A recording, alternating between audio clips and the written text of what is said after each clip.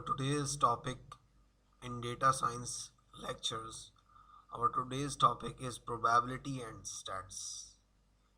Statics और probability आज हम देखेंगे कि हमारे पास क्या होती है और स्टैटिक्स और प्रोबेबिलिटी का क्या रोल होता है डेटा साइंस के अंदर। सबसे पहले हम स्टैटिक्स की बेसिक डेफिनेशन को देख लेंगे। ये एक मैथमेटिक्स का जो है वो हिस्सा है जिसमें हम डेटा को एनालाइज करते हैं या किसी भी चीज़ पे प्रेडिक्शन करते हैं कि ये चीज़ जो है वो इतने परसेंट है या इतने परसेंट है, तो इसको स्टैट्स कहते हैं हम। मतलब किसी भी टेबुलर फॉर्म में हमें एक डेटा गिवन है, उसके अंदर से हमें निकालना इसके अंदर कि भाई ये चीज़ें हम कैटेगराइज कर दें डेटा को या कलेक्ट कर लें एक फॉर्म में, एक जर्नल फॉर्म से एक स्पेसिफिक फॉर्म में ले आएँ। तो ये किसकी मदद से करते हैं डेटा साइंस के अंदर? स्टैटिक्स की मदद से करते हैं।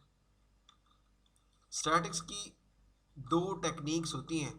एक पॉपुलेशन होती है जो कि जैसे एक जर्नल डेटा हमारे पास आ गया तो उसको हम पॉपुलेशन कहेंगे, या जैसे हमें जो है वो हमारे सेंसस हुए कंट्री में, यानी कि मर्दमशुमारी हुई तो उसमें कितने लोग थे ये सारे के सारे हमारे पास आ गए, तो ये क्या कहलाएंगे?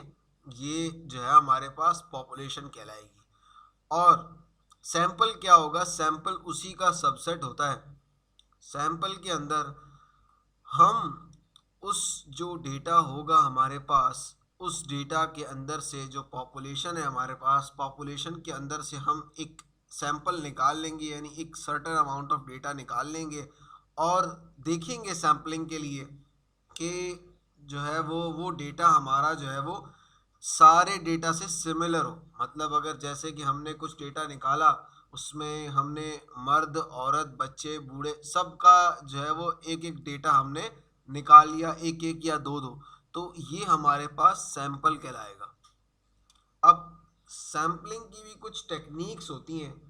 सैम्पलिंग की टेक्निक्स हमारे पास क्या होती हैं? एक रैंडम होता है, एक सिस्टमैटिक होता है, एक होता है स्ट्रैटिफाइड।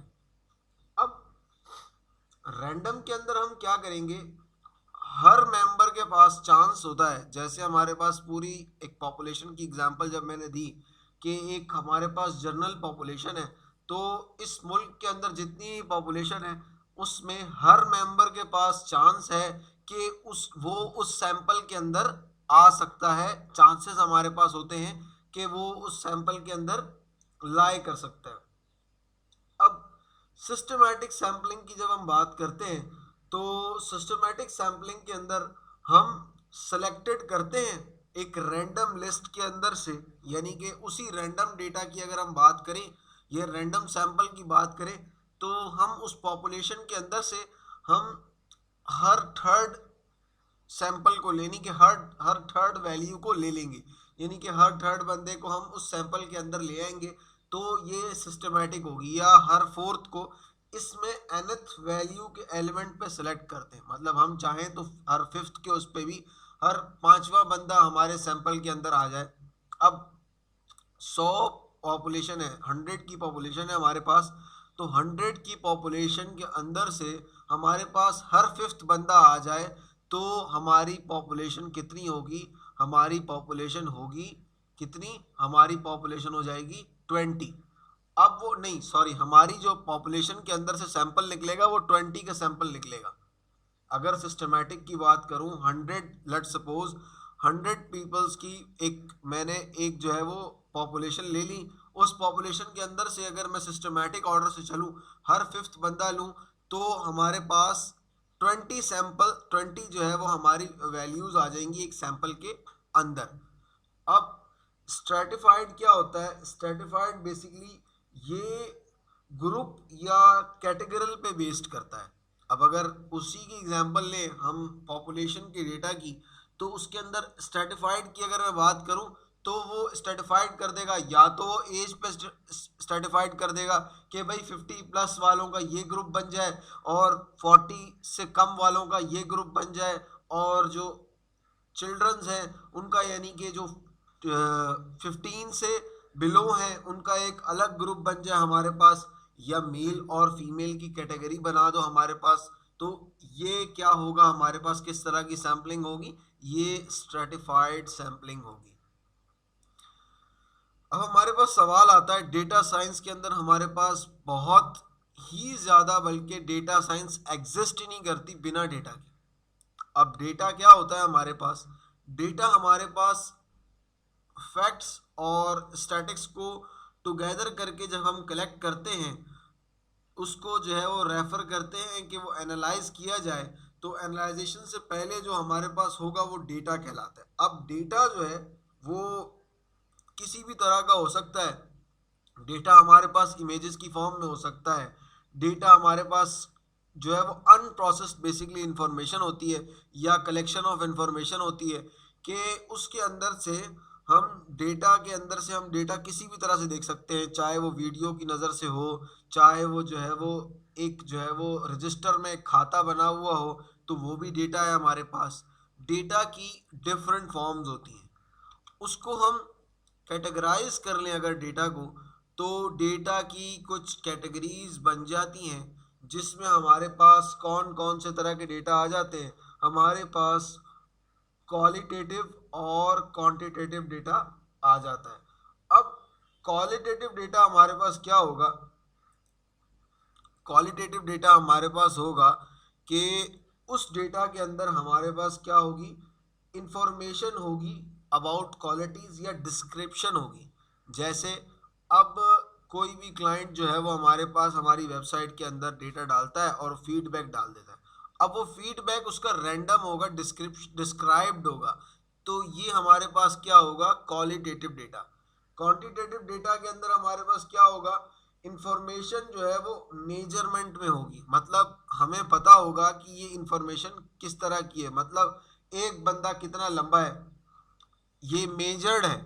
अब हमारे पास मेजर्ड जो इंफॉर्मेशन होगी वो क्वांटिटेटिव होगी। इसकी सब टाइप्स हैं। क्वालिटेटिव में बाइनोमियल डेटा होता है, ऑर्डिनल डेटा होता है, इसी तरह क्वांटिटेटिव में डिस्क्रीट डेटा होता है और कंटिन्यूस डेटा होता है। क्वालिटेटिव डेटा में जो नोमियल डेटा होगा, नोमियल डेटा के अंदर हम क्या करेंगे, वो कोई भी किस्म का डेटा हो सकता है, किसी भी लोगों का, जैसे हम डेटा की बात की थी पॉपुलेशन वाली, उसके अंदर से जेंडर जो हमारे पास होगा, कुछ लोगों का जेंडर हमारे पास सिर्फ जेंडर का कॉलम गिवन है, पता नहीं है कि उसकी आईडी क्या है, उसका एनआईसी क्या है, कुछ भी इंफॉर्मेशन नहीं, बस इतना पता है कि ये मेल फीमेल, इस तरह का डेटा हमारे पास नोमियल डेटा होता है। अब ऑर्डिनल डेटा किस तरह से हो सकता है, जिसमें रैंकिंग हुई हुई हो, मतलब ये कि किसी भी, जैसे कि मैंने एग्जांपल दी थी कि कोई वेबसाइट पे लोग अपनी आपकी प्रोडक्ट के ऊपर फीडबैक्स दे रहे हैं, तो उनकी कोई ना कोई कस्टमर आईडी या यूज़र नेम होगा, तो वो क्या होगा, हमारे पास ऑर्डिनल डेटा होगा। डिस्क्राइब तो है, पर एक ऑर्डर्ड डिस्क्राइब डेटा है, पर ऑर्डर्ड फॉर्म में है। अब हम कहते हैं क्वांटिटेटिव डेटा। क्वांटिटेटिव डेटा मतलब काउंटेबल, मतलब जिस डेटा को हमें काउंट किया जा सके, या कैटेगरियल डेटा। इसमें डिस्क्रीट डेटा के अंदर हमारे पास जो डिस्क्रीट किस्म का डेटा होता है वो कैटेगरियल डेटा कहलाता है, और इसमें फाइनाइट नंबर होते हैं, और पॉसिबल वैल्यूज़ भी हमारे पास जो है वो फाइनाइट होती है। अब कंटिन्यूस डेटा कैसा हो सकता है, वेदर का डेटा हमारे पास आ रहा है कि 4 बजे इतना टेम्परेचर होगा, 5 बजे इतना होगा, क्या पता 5 बजे कुछ और टेम्परेचर हो, तो फिर डेटा फ्लक्चुएट हो जाए, तो ये इनफाइनाइट नंबर ऑफ वैल्यूज़ का डेटा हमारे पास होगा।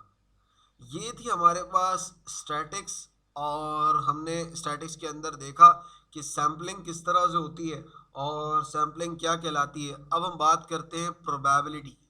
प्रोबेबिलिटी हमारे पास मैथ्स की एक फील्ड है, जो कि पूरा एक सब्जेक्ट है प्रोबेबिलिटी, जिसकी मदद से हम प्रिडिक्शन कर पाते हैं। डेटा साइंस के अंदर प्रोबेबिलिटी का बहुत बड़ा रोल है, बल्कि मैं तो ये कहूँगा कि प्रोबेबिलिटी के बिना डेटा साइंस या मशीन लर्निंग एग्जिस्ट ही नहीं करती।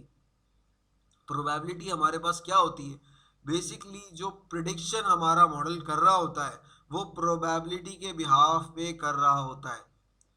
अब प्रोबेबिलिटी क्या होती है, आया कोई चीज़ ट्रू है या फॉल्स है, इस चीज़ को देखना। और प्रोबेबिलिटी हमारी हमेशा 0 से 1 के बीच होगी। हाईएस्ट प्रोबेबिलिटी हमारे पास 1 होगी और लोवेस्ट प्रोबेबिलिटी हमारे पास 0 होगी। मतलब अगर इसकी एग्जांपल इस तरह से ले सकते हैं कि हम एक डाइस को ले लेते हैं। एक डाइस हमारे पास है जिसको जो उस डाइस को अगर मैं उछालूं तो हमारे पास नंबर ऑफ पॉसिबिलिटीज क्या होती हैं, एक बार में हमारे पास नंबर ऑफ पॉसिबिलिटीज 6 हो जाती है। अब एक डाइस में नंबर ऑफ पॉसिबिलिटीज हमारे पास 6 है। आया 1 भी आ सकता है, 2 भी आ सकता है, 3 भी आ सकता है, 4 भी आ सकता है। अगर यही डाइस हमारे पास 2 दफ़ा हम जो है वो उछाले तो इसके अंदर नंबर ऑफ पॉसिबिलिटीज कितनी होंगी, हमारे पास 36 हो जाएंगी।